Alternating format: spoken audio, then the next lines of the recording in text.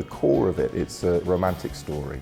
Boy meets girl. In fact, it's Beauty and the Beast with some very kinky sex in it. Romantic relationship just keeps you hooked. That's what women really enjoy. They follow Anna and Christian's relationship together and see that through.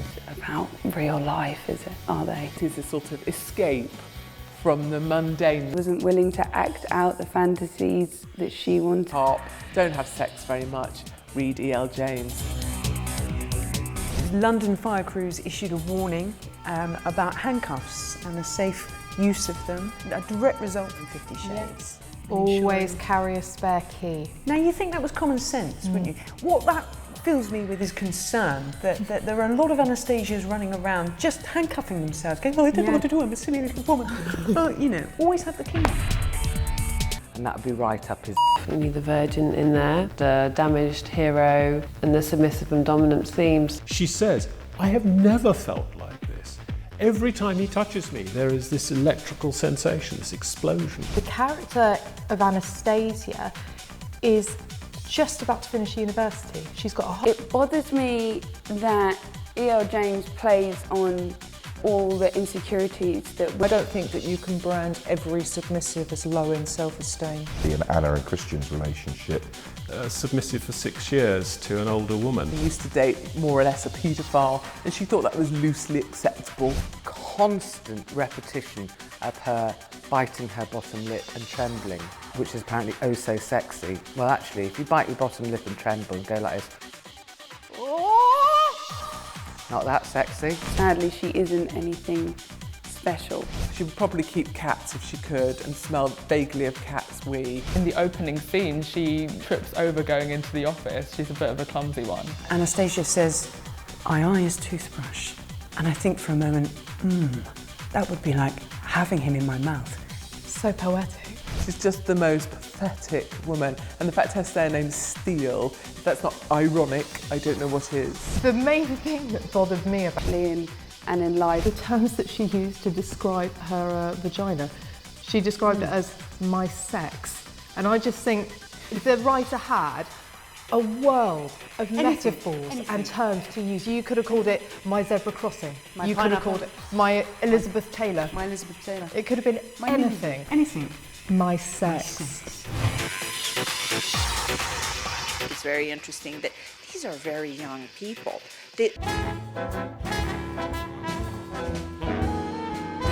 People talk sex, every paper talks about sex. It's all very common, very down market, and very horrible. And so remained the status quo until 1960, when Penguin won the right to publish D.H. Lawrence's explicit novel, Lady Chatterley's Lover. If you go back a century, you've got Lady Chatterley's Lover, which for that time was explicit and illicit. Blyton, in her own way, was rocking it for a while. Pales into insignificance compared to the enormous interest that was generated by 50 Shades of Grey. There's never been anything else like 50 Shades of Grey is Mills and Boon for the new era. When 50 Shades came around, people thought, oh wow, you know, this is a really explicit book, but actually that's what Mills and Boon has been doing for a while. It was around the 1980s when a condom was first mentioned. That was a really big thing. There are elements which are similar, which is, you know, the woman surrendering to the man. But I skip all that. You know, everyone's just looking for the next dirty bit, aren't they? Is to write a book that works to help people take this in. Dominant and submissive kind of culture existed. Sexual preferences outside of men on top. I think they probably used to see women walking men down the street with a chain around their neck and just think, oh, that's nice, she's taking him for a walk.